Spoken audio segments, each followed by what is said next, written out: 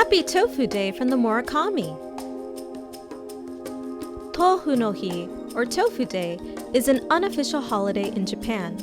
It was created by the Japan Tofu Association in 1993. Tofu can mean both the food tofu and the numbers 10, to, and 2, hu.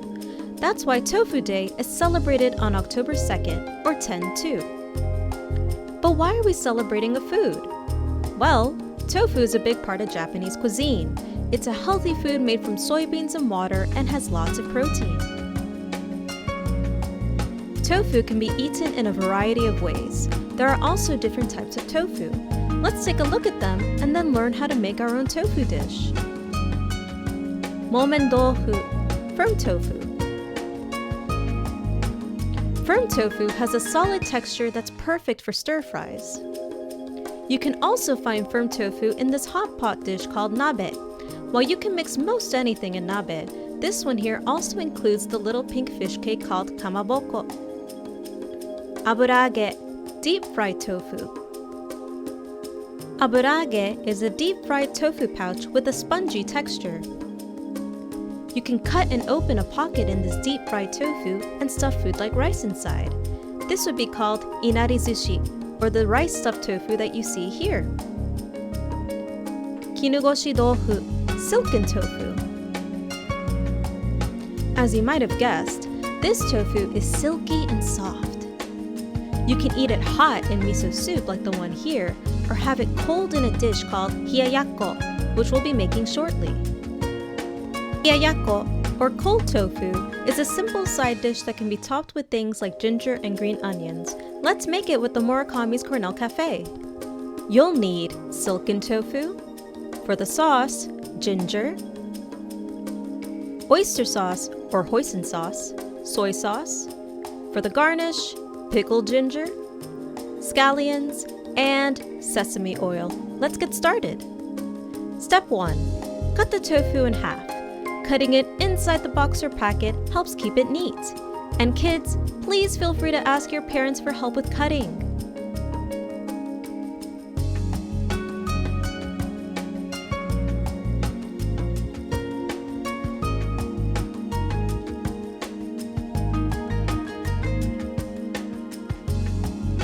Step 2. Put the tofu on a plate or cutting board. Cut the tofu in half again. Step 3. Now cut the two halves in half. You should have 4 slices of tofu. Step 4. Gently tilt the tofu slices back onto the plate. Step 5. Then cut the 4 slices in half lengthwise, making 8 slices in total.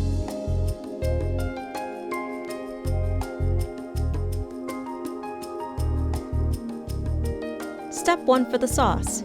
Pour some oyster sauce into a bowl. If you want a sweeter flavor, you can use hoisin sauce. Step 2. Add in some soy sauce.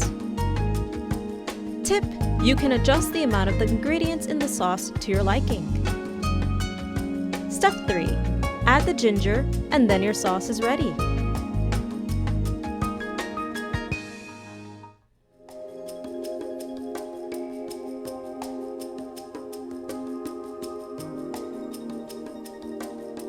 Step 6.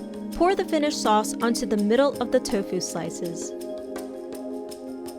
Step 7. Top the tofu with scallions to your liking. Step 8. Top the tofu with some pickled ginger.